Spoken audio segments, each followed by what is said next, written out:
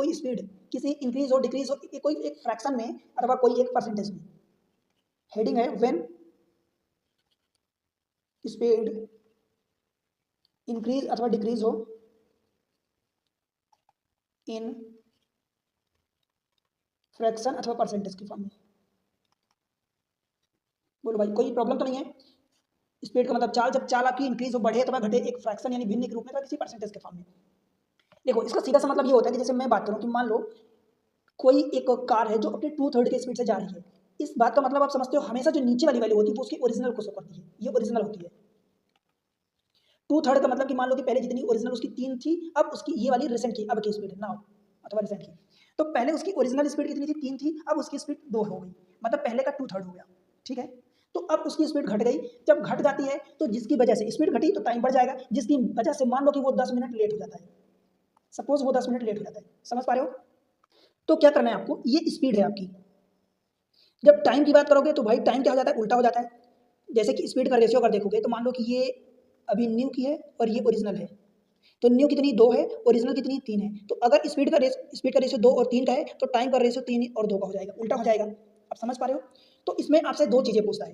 देखो पहली चीज़ आपसे ये पूछता है कि आपको ओरिजिनल टाइम कितना लगेगा, मतलब ओरिजिनल टाइम अथवा यूजुअल टाइम। ओरिजिनल टाइम अथवा इसी को यूजुअल टाइम आप कह दो, ओरिजिनल अथवा यूजुअल टाइम कितना लगेगा। और दूसरा आपसे इसी में पूछता है कि फाइनल अथवा डिले टाइम कितना होगा, अथवा डिले टाइम क्या लगेगा। इसमें 2 चीज़ें आपसे पूछता है। अब इन दोनों चीज़ों को भाई मैं बता रहा हूँ कि आप इसी क्वेश्चन को बेसिक तरीके से अपनाओगे तो कम से कम 2 मिनट आप ले लोगे। ठीक है, 1.5 से 2 मिनट, 2.5 मिनट, 3 मिनट भी ले लोगे। बस आपको समझना है कि डिस्टेंस अगर सेम है, अगर आपकी डिस्टेंस सेम है तो टाइम स्पीड कितना इंक्रीज हो रही कितना डिक्रीज हो रही, मतलब समझो कि स्पीड में 2/3 के स्पीड से चल रहा है। कहने का मतलब ये कि जो नीचे वाला पार्ट होता है ये ओरिजिनल स्पीड को शो करता है हमेशा, कभी भी जो भी फ्रैक्शन दिया होता है तो नीचे वाला उसको ओरिजिनल मान लो, उसके कंपेयर में ये नया वाला होता है।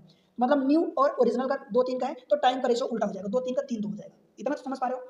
अब आपसे यहाँ 10 मिनट लेट हो रहा था, ठीक है, 10 मिनट लेट हो रहा था। अब क्या करना है आपको, ये देखना है, इंपॉर्टेंट है। बस ये देख लो कि अगर आपको ओरिजिनल टाइम अथवा यूजुअल टाइम निकालना है तो दूसरा वाले का मल्टीप्लाई करोगे। समझ पा रहे हो? देखो क्यों दूसरे वाले का क्यों मल्टीप्लाई, देखो अगर आपसे ओरिजिनल अथवा यूजुअल टाइम पूछ रहा तो स्पीड ओरिजिनल ये थी तो ओरिजिनल ये स्पीड थी, तो टाइम के लिए आप क्या करोगे, उल्टा करोगे। तो ओरिजिनल वाले के लिए ऊपर वाला मल्टीप्लाई करोगे, 2 इंटू ये 10 होगा, ये वाला 10। और डिवीजन में क्या करोगे, इन दोनों का डिफरेंस 3 और 2 का डिफरेंस यानी 3 - 2। कहने का मतलब कि 10 दूनी 20/1 यानी 20 मिनट ये आपका ओरिजिनल टाइम लगेगा।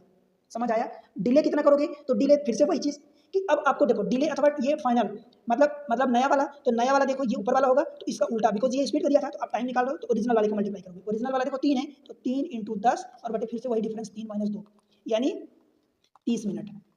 और वैसे भी आप